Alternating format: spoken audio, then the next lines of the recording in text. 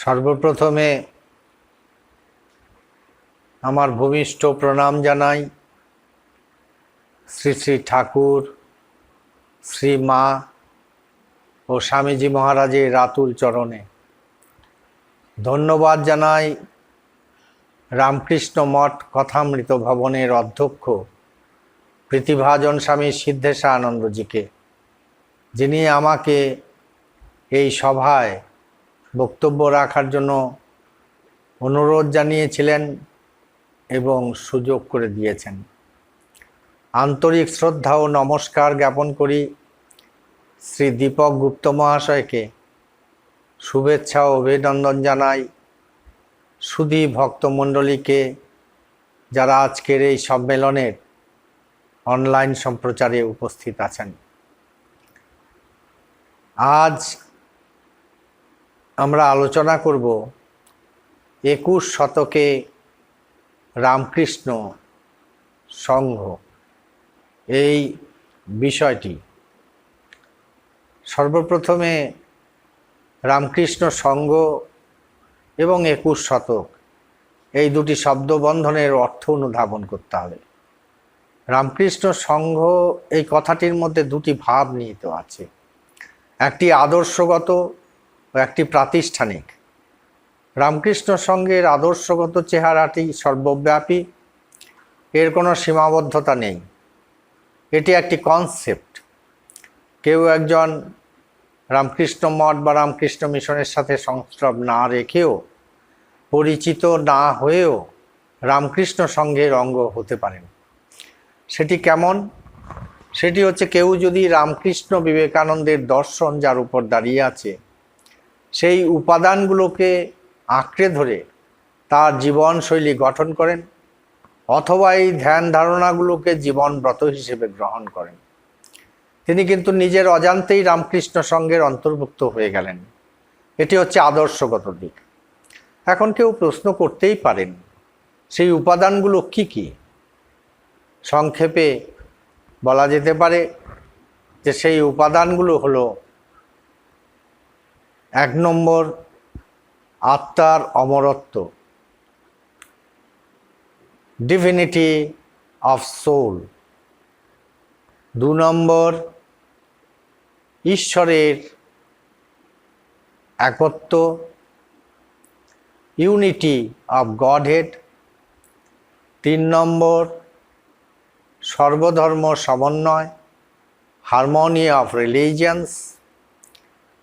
4 নম্বর শিবজ্ঞানে জীবসেবা, সার্ভিং দি জীবাস with the spirit of serving the Shiva.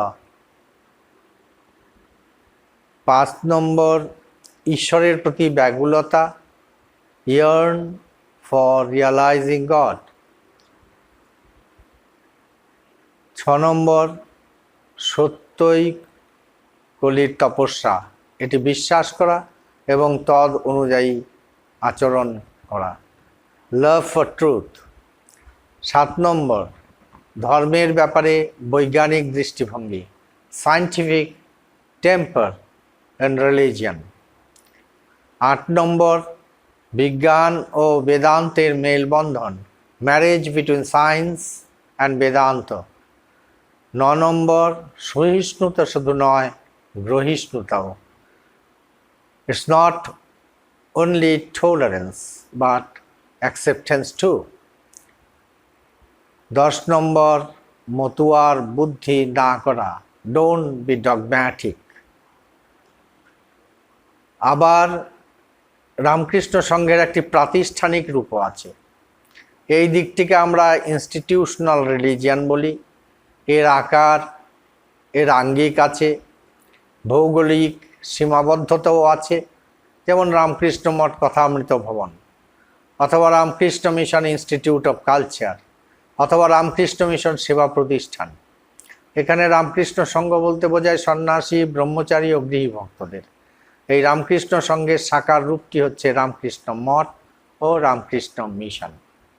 যারা রামকৃষ্ণ মঠ অথবা রামকৃষ্ণ মিশনের কর্মধারার সাথে প্রত্যক্ষ বা পরোক্ষভাবে জড়িত, ওরাই রামকৃষ্ণ সংঘের ভক্ত। আমরা কিন্তু দুটি দৃষ্টিকোণ নিয়েই আলোচনা করব। প্রশ্ন হচ্ছে 21 শতককে ডিফাইন করার কোনো প্রয়োজন আছে কি? কারণ এক একটি শতক এক একটি আন্দোলনের প্রেক্ষাপটে পরিচিত। যেমন 19বিংশ শতাব্দী পরিচিত a century of industrial revolution হিসেবে, ভারতের ক্ষেত্রে এর পরিচিতি নবজাগরণ ও স্বাধীনতা আন্দোলনের শতক হিসেবে, সেরকম বিংশ শতাব্দী সবুজ বিপ্লব গ্রিন রেভলিউশনের শতক, একবিংশ শতাব্দী বা 21 শতক নলেজ রেভলিউশনের শতক হিসেবে পরিচিত হবে। 21 শতক নিয়ে এসেছে চন্দ্রযানের চন্দ্রে অবতরণ থেকে করোনা ভাইরাস পর্যন্ত। স্বামীজি বলেছিলেন, western science must be coupled with eastern Vedanta. Vedanta বিজ্ঞানের ভাষায় কথা কইবে, আর বিজ্ঞান মানব কল্যাণের ভাষায়। কিন্তু আমরা স্বামীজির কথা কি শুনেছি? শোনবার চেষ্টা বোধহয় করিনি।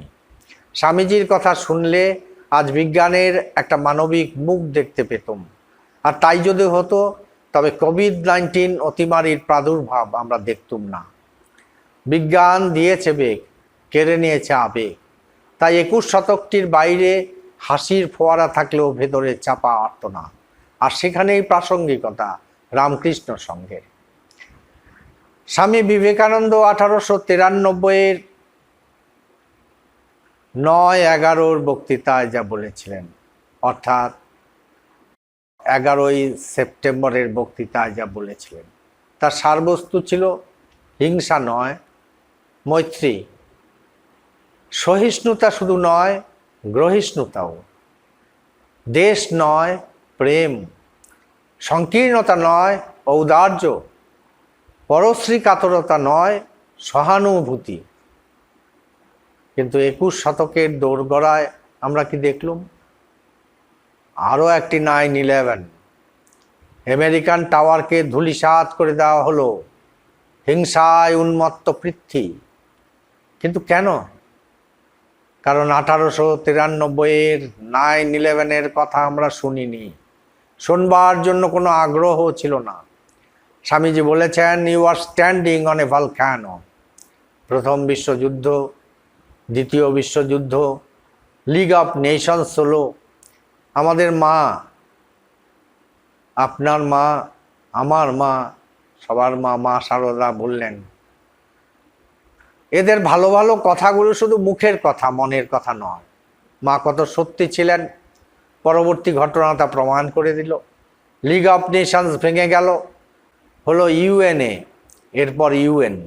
আশ্চর্য, ইউএন চার্টারের সাথে রামকৃষ্ণ সংঘের মেমোরান্ডাম অফ অ্যাসোসিয়েশনের অদ্ভুত মিল। উথান, যিনি রাষ্ট্রপুঞ্জের সেক্রেটারি জেনারেল ছিলেন, তিনি কথা বলেছেন। তার কথারই প্রতিধ্বনি আমরা শুনতে পাই ইউনেস্কোর ডিরেক্টর জেনারেল, যিনি ছিলেন 1987 থেকে 1999 পর্যন্ত, সেই ফ্রেডেরিকো মেয়র জারাঙ্গোজার কণ্ঠে। স্বামীজি বলেছেন, I do not imagine, I see. Swamiji ঋষি, স্বামীজি দ্রষ্টা পুরুষ। তাই স্বামীজি কল্পনা বিলাসী নন, তিনি দ্রষ্টা। তিনি স্পষ্ট দেখতে পেতেন ভবিষ্যৎকে। তিনি ভারতবর্ষের স্বাধীনতা সম্পর্কে যা ভবিষ্যৎবাণী করলেন তা অক্ষরে অক্ষরে মিলে গেল। তিনি রাশিয়ার উত্থান, চীনের উত্থানের কথা বললেন। ভারতবর্ষ সম্পর্কে বললেন, India will rise, but it must sit at the feet of Sri Ramakrishna. শ্রীরামকৃষ্ণের সর্বধর্ম সমন্বয়, সর্বকর্ম সমন্বয়কে ভারতবর্ষ অবশ্যই গ্রহণ করবে, তবেই ভারতবর্ষের উত্থান অবশ্যম্ভাবী। টয়েনবি বলছেন, যদি পাশ্চাত্যের ভাই ও বোনেরা সম্ভাব্য আগামী বিপর্যয়ের হাত থেকে সভ্যতাকে বাঁচাতে চাও, তাহলে প্রাচ্যের এই মানুষটির কথা শুনতে হবে। সেই মানুষটিকে অবশ্যই শ্রীরামকৃষ্ণ। স্বামীজির উদ্দেশ্য ছিল জনতা জনার্দনের মন্দিরে গণপতিকে প্রতিষ্ঠা করা। আর দিকে দিকে শূদ্র জাতির সাফল্য আমরা দেখছি। একটি ঘটনা বলি। ক্যালিফোর্নিয়ার জনবহুল রাস্তার ধারে দ্বীপ্রহরে পেট্রোল পাম্পের সম্মুখে নিজ দেহ জ্বালিয়ে দিল এক ধনী কন্যা, ন্যান্সি লুই মুর। 19 বর্ষীয়া তিনি ছিলেন। শেষ মুহূর্ত পর্যন্ত তার হাতে ধরা ছিল শ্রীরামকৃষ্ণের সমাধি চিত্র। ভোগ ও সর্বস্ব সমাজের প্রাত্যহিক জীবনের বিষ হজম করতে পারেনি বেচারা ন্যান্সি। তবু সে অনুভব করেছিল শ্রীরামকৃষ্ণই নারী জাতির পরিত্রাতা, উচ্চ নিচ জনগণের পরিত্রাতা। তার পরদিন অলৌকিকভাবে ন্যান্সির সূত্র ধরে আমেরিকার সমস্ত সংবাদপত্রে চেপে ওঠে শ্রীরামকৃষ্ণের ছবি। 1961 সালে ব্রেটি ফাইডেন লিখিত বই দি ফেমিনিন মিস্টিক পাশ্চাত্য দেশগুলিতে নারী মুক্তি আন্দোলনের জোয়ার এনে দিয়েছিল। আর্থিক, সামাজিক, পারিবারিক বন্ধন থেকে মুক্তির আন্দোলন। 20 বছর পর এই লেখিকায় লিখলেন দ্য সেকেন্ড স্টেজ। সব মুক্তি পেয়েও পূর্ণতার সন্ধান পাচ্ছেন না তারা। তাই লেখিকা আশা করেছেন জগতের প্রতি মাতৃত্ববোধ, বিশ্বজননী রূপেই হয়তো নারী জীবনে আসবে যথার্থ মুক্তির অনুভূতি। ঠাকুর স্বামীজি এসেছিলেন এই নারী জাতির উত্থান সংগঠিত করতে, এবং এই বেটি ফ্রাইডেন, যিনি নারী মুক্তি আন্দোলনের 20 শতাব্দীর অন্যতম পুরোধা নেত্রী, তিনি কি মা সারদা দেবীর প্রতি ইঙ্গিত করেছিলেন? 21 শতকের নলেজ রেভলিউশন যদি সফল করতে হয় তাহলে রামকৃষ্ণ বিবেকানন্দ প্রভায় আলোকিত হতেই হবে। শ্রীরামকৃষ্ণ বললেন পৃথিবী ছাড়া আর কোথাও প্রাণীর অস্তিত্ব নেই। কিছু আগে বিজ্ঞানী মহলে খুব হইচই হলো মঙ্গল গ্রহে প্রাণ আছে, কিন্তু মঙ্গল গ্রহে প্রাণীর অস্তিত্ব নেই বিজ্ঞানীরাই স্বীকার করে নিয়েছেন। চন্দ্রযান 2 চন্দ্রে অবতরণ হয়েছে, চন্দ্রযান 2 চন্দ্রে অবতরণ করেছে, সেখানে কি কোনো প্রাণীর অস্তিত্ব আছে? আজ বৈজ্ঞানিকেরা এই প্রশ্নের ইতিবাচক উত্তর দিতে পারেনি। রামকৃষ্ণ সংঘ অবতার ও বরিষ্ঠ শ্রীরামকৃষ্ণের স্থূল শরীর। তাই বলি রামকৃষ্ণ সংঘ 21 শতকের আলোর দিশারি। মনে পড়ে স্বামীজির কথা। স্বামীজি বলছেন, coat unquote, I fervently hope that the bell that tolled this morning in honor of this convention may be the death knell of all fanaticism. Swamiji বললেন, আমি স্পষ্ট দেখতে পাচ্ছি সমগ্র পৃথিবী এক আধ্যাত্মিক প্লাবনের উচ্ছ্বাসে পরিপ্লাবিত হয়ে যাবে। বেলুর মঠ হবে তার স্নায়ু কেন্দ্র। নীলাম্বর বাবুর উদ্যানবাটিতে যখন মঠ, তখন শ্রী শ্রী মাতা ঠাকুরানীর এক অদ্ভুত দর্শন হয়েছিল। দর্শনটি এরূপ: শ্রীরামকৃষ্ণ গঙ্গা বক্ষে আবির্ভূত হয়েছেন, সাথে সাথেই আবার তার ভগবতী তনু গঙ্গার সাথে মিশে গেল, মিলিয়ে গেল। আবির্ভূত হলেন স্বামীজি মহারাজ। তিনি জয় রামকৃষ্ণ উচ্চারণের সাথে গঙ্গা বাড়ি ব্রহ্মবাড়ি সিঞ্চিত করছেন তৃষিত সমস্ত মানব জাতিকে, আর সবাইকে মুক্ত করে দিচ্ছেন। এখন প্রশ্ন হলো, রামকৃষ্ণ সংঘের কি কিছুই শেখবার নেই 21 শতকের পৃথিবী থেকে? আপাত দৃষ্টিতে নিশ্চয়ই নেই, কারণ রামকৃষ্ণ সংঘ মানুষের ঊর্ধ্ব চেতনার উন্মেষের জন্য প্রত্যেক নরনারীকে অনুপ্রাণিত করে। রামকৃষ্ণ সংঘের সার্বিক সাধক, সাধন এবং সাধ্য 3ই আধ্যাত্মিক, আর পার্থিব জগৎ প্রয়াস করে অভ্যুদয়ের জন্য, নিঃশ্রেয়সের জন্য নয়। তবে রামকৃষ্ণ বিবেকানন্দ ভাবা আন্দোলন তো সেক্রেড অ্যান্ড সেকুলারের মধ্যে সেতু বন্ধন করেছে। There is no such thing as secular, everything is sacred. অনেকেই প্রশ্ন করেন, 21 শতকের পৃথিবীর কাছে রামকৃষ্ণ সংঘ নতুন করে কিছু শিখতে পারে কি?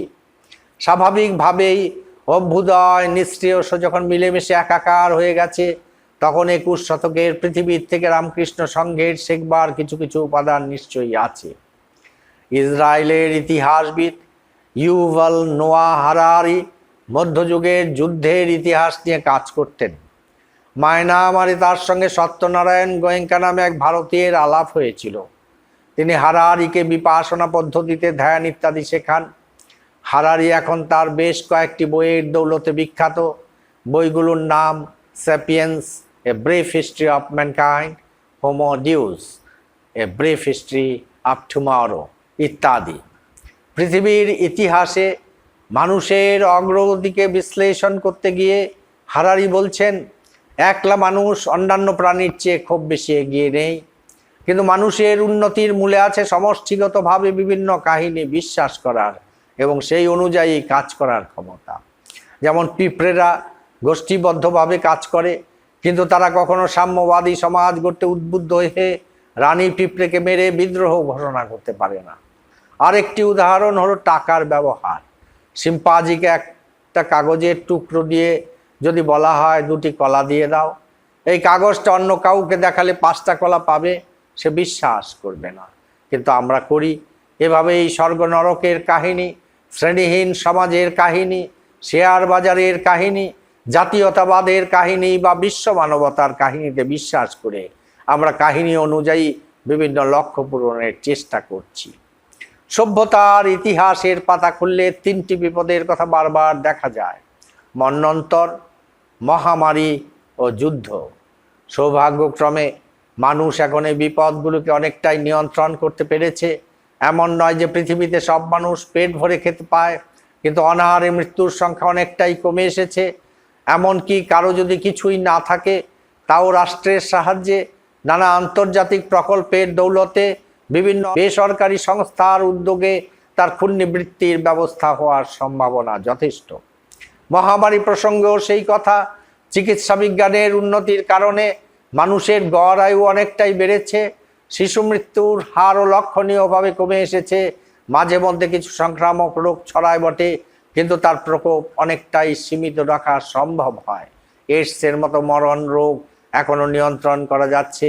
করোনার মতো এরকম দুর্বিষহ এক ভাইরাস, তাকেও পৃথিবীর মানুষ সমানভাবে মোকাবিলা করে যাচ্ছে।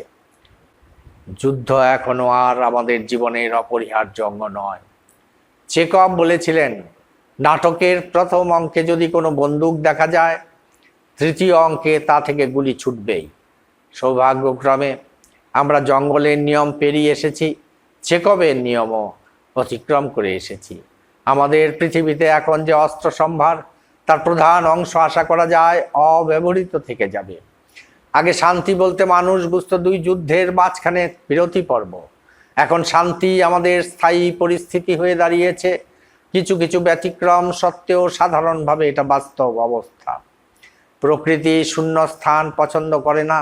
অনাহারের সমস্যা কাটলে অতিভোজন ও স্থূলতার সমস্যা এসে হাজির হয়। মানুষের সামনে বেশ কিছু নতুন রকম বিপদও হাজির হয়েছে। তার মধ্যে প্রথমেই থাকবে জলবায়ু ও পরিবেশের সমস্যা। এখনো অবধি মানুষ এই সমস্যার সমাধানে নামমাত্র উদ্যোগ নিয়েছে। আশা করা যায় এই শতাব্দীতে মানুষ এই সমস্যাকে যথাযথ গুরুত্ব দিয়ে সমাধানের রাস্তা খুঁজবে। মানব সভ্যতার অস্তিত্ব নিশ্চিত করতে এই কাজ না করলেই নয়। একই সঙ্গে মানুষের দায়িত্ব নিজের হাত থেকে নিজেকে রক্ষা করা। চিকিৎসা বিজ্ঞানের উন্নতি যেমন মানুষের প্রাণ বাঁচাতে পারে, আবার সেই উন্নতিকে কাজে লাগিয়েই প্রাণঘাতী জীবাণু বা রাসায়নিক অস্ত্র ব্যবহার করে বড় মাপের ধ্বংস সাধন সম্ভব, যেমন করোনা প্যান্ডেমিক। পরমাণু বোমা ব্যবহার এই অপপ্রয়োগের পরিণাম পরিষ্কার করে দেখিয়ে দিয়েছে। সেই শিক্ষাকে ভুললে যে বিপর্যয় ঘটবে, তার দায় মানব জাতির উপরেই বর্তাবে। অজ্ঞতা বা অক্ষমতা নয়, মানুষের জ্ঞান ও ক্ষমতাই তার কারণ হবে। সামাজিক ও রাজনৈতিক বেশ কিছু বদল আমরা দেখতে পাচ্ছি। তার একটা হলো মানুষের জীবনে ব্যক্তিগত অংশের পরিসর ক্রমেই কমে আসা। কেউ কেউ একে এজ অফ সার্ভিলেন্স ক্যাপিটালিজম আখ্যা দিয়েছেন। অফিস, দোকান, ব্যাংক, স্কুল, কলেজে সিসিটিভির ব্যবহার থেকে শুরু করে মোবাইলের বিভিন্ন অ্যাপের মাধ্যমে মানুষের ব্যক্তিগত তথ্য এখন নজরদারির আওতায়। প্রযুক্তির অভূতপূর্ব উন্নতির সুযোগে এই তথ্য কাজে লাগিয়ে মানুষের আচরণ নির্ধারণ করতে সক্রিয় অনেকেই। বিজ্ঞাপনদাতা চাইছেন মানুষটির পছন্দ মতো বিজ্ঞাপন বেছে নিতে। রাষ্ট্র চাইছে আরও মানুষের কাছে নিজের কাজগুলি গ্রহণযোগ্য করে তুলতে। বিগ ডেটা ও আর্টিফিশিয়াল ইন্টেলিজেন্সের এই সুযোগ এনে দিয়েছে। সব ক্ষেত্রেই যন্ত্র তথা অটোমেশনের প্রয়োগ বাড়ছে। অনেক কোম্পানি মানুষ কমিয়ে রোবট কাজে লাগাচ্ছে। আগামী দিনে শিক্ষা ও স্বাস্থ্যের ক্ষেত্রেও রোবটের ব্যাপক প্রচলন হবার সম্ভাবনা। মানুষের মস্তিষ্ক কম্পিউটারের যোগ সাধনের চেষ্টাও চলছে। ভবিষ্যতে এমন হওয়া বিচিত্র নয় যে রোবটের মস্তিষ্ক কলকাতায়, কিন্তু সিঙ্গাপুরে একজোড়া কৃত্রিম হাতকে নেটওয়ার্কের মাধ্যমে নিয়ন্ত্রণ করে যে কোনো রোগীর অস্ত্রোপচার সেরে ফেলল সেই ডাক্তার। এমনকি রক্ত স্রোতে মিশিয়ে জীবাণুর বিরুদ্ধে লড়াই করতে পাঠানো যায় এমন ন্যানো রোবট তৈরির প্রয়াস চলছে। কিন্তু মানুষের স্বভাবের মূলে এক অতৃপ্তি যা পাওয়া গেছে তাতে তার সন্তোষ নেই। সে ক্রমশই সীমানা বাড়িয়ে যেতে চায়। মন্বন্তর, মহামারী ও যুদ্ধকে কবজায় আনার পর মানুষের সম্ভাব্য লক্ষ্য জরা ও মৃত্যুর বিরুদ্ধে জেহাদ ঘোষণা। 2013-তে শুরু হয়েছে গুগলের ক্যালিকো প্রজেক্ট, যার লক্ষ্য জরা ও মৃত্যুর বিজ্ঞান ও প্রযুক্তিগত সমাধানের চেষ্টা। এত উন্নতি সত্ত্বেও মানুষ কি মানুষ অর্থাৎ মান আর পুষ হতে পেরেছে? রামকৃষ্ণ সংঘ সোশ্যাল মিডিয়া এবং আধুনিক প্রযুক্তির সাহায্য নিতে পারে পৃথিবীর সর্বত্র রামকৃষ্ণ সংঘের ভাব ও আদর্শকে ছড়িয়ে দিতে। পশ্চিমবঙ্গের জনৈক প্রাক্তন রাজ্যপাল রামকৃষ্ণ মিশন সেবা প্রতিষ্ঠানের একটি অনুষ্ঠানে মন্তব্য করেছিলেন, coat unquote, "Swamis of Ramakrishna order are as comfortable with the computer as with the rosary." Ramakrishna Sangha 21 শতকের কাছ থেকে শিক্ষা নিতে পারে। আজকের গ্লোবাল ভিলেজের কনসেপ্ট যখন প্রত্যেকের মনে দানা বেঁধেছে, তখন রামকৃষ্ণ সংঘ তার শিব জ্ঞানে জীব সেবা ও বেদান্ত প্রচার শুধু ভারতীয় উপমহাদেশ অথবা ইউরোপ এবং আমেরিকার মধ্যেই সীমাবদ্ধ রাখলে চলবে না। রামকৃষ্ণ সংঘ অন্যান্য জায়গায় ছড়িয়ে পড়বে। 21 শতক তাই রামকৃষ্ণ সংঘের অমৃতায়নের জন্য রামকৃষ্ণ সংঘকে হাতছানি দিচ্ছে সমগ্র পৃথিবীর এক মশালের মতো ছড়িয়ে পড়তে। জীবনে জীবন যোগ করা, না হলে কৃত্রিম পণ্যে ব্যর্থ হবে গানের পসরা। অবশেষে উপসংহারে স্মরণ করি ক্রিস্টোফার ইশারুডের মন্তব্য। তিনি বলেছেন, coat, "The Ramakrishna movement is unique because its founder was unique. Even those who do not wish to believe that Sri Ramakrishna was a son of God, like Jesus of Nazareth, must surely admit that he is incomparably the greatest spiritual leader produced by mankind in the past 2 centuries. This claim is almost absurdly modest. And who in the world's recent history can stand beside Ramakrishna's disciples, Vivekananda and Brahmananda?" Unquote. Again, I quote Isharud, "Spiritual truth is eternal, but it has to be restated and redemonstrated in human life in order that it may solve the varying problems of each succeeding epoch. Ramakrishna's teaching is our modern gospel. He lived and taught for us, not for the men of 2000 years ago, and the Ramakrishna movement is responsible for the spreading of his gospel amongst us here and now. For this reason alone, the movement must be regarded as the most important of all existing religious movements, no matter how large or influential or venerable the others may be." The statement may sound startling as of today. It is always hard to recognize the power and magnitude of a new spiritual force. The Ramakrishna movement is very new, historically speaking. The growth of such a force can only be traced in retrospect after centuries have passed. By the time the historians have become aware of a great spiritual revolution, the revolution has completed itself and spent its energy, and a new revolution is about to take place. Unquote. Ramakrishna Sangha practical বেদান্তর কথা বলবে, সাম্প্রদায়িক সম্প্রীতির কথা বলবে, শান্তির কথা বলবে, আধ্যাত্মিক বিকাশের কথা বলবে। 21 শতক থেকে রামকৃষ্ণ সংঘ এই শিক্ষা নিতে পারে। স্বামীজির স্বপ্ন সাকার হতে চলেছে। India must rise, but it must sit at the feet of Sri Ramakrishna. 21 শতকের আহ্বান রামকৃষ্ণ সংঘের প্রতি। এসো রামকৃষ্ণ সংঘ, তোমরাই পারবে জনতা জনার্দনের মন্দিরে গণপতিকে প্রতিষ্ঠা করতে। সবার জন্য স্বামীজি মহারাজের চরণ কমলে প্রার্থনা জানাই, সর্বে সুখিনো ভবন্তু, সর্বে সন্তু নিরাময়াঃ, সর্বে ভদ্রাণি পশ্যন্তু, মা কশ্চিৎ দুঃখমাপ্নুয়াৎ। সবাই সুখী থাকুন, সবাই নিরাময় থাকুন, সবাই সত্যশিব সুন্দরের দর্শন লাভে ধন্য হন, কারো যেন কখনো কোনো দুঃখ না হয়। আপনাদের সবাইকে শুভেচ্ছা জানাই, অভিনন্দন জানাই, ধন্যবাদ জানাই, কৃতজ্ঞতা জানাই যে এতক্ষণ ধরে আপনারা আমার এই কথাগুলো শুনলেন। এবং পরিশেষে আমি কৃতজ্ঞতা জানাই আমার স্নেহের ভাই কথামৃত ভবনের অধ্যক্ষ মহারাজকে এবং সর্বোপরি কথামৃত ভবনের অত্যন্ত শ্রদ্ধেয় শ্রী দীপক গুপ্ত মহাশয়কে। সকলকে নমস্কার, শ্রদ্ধা, ধন্যবাদ।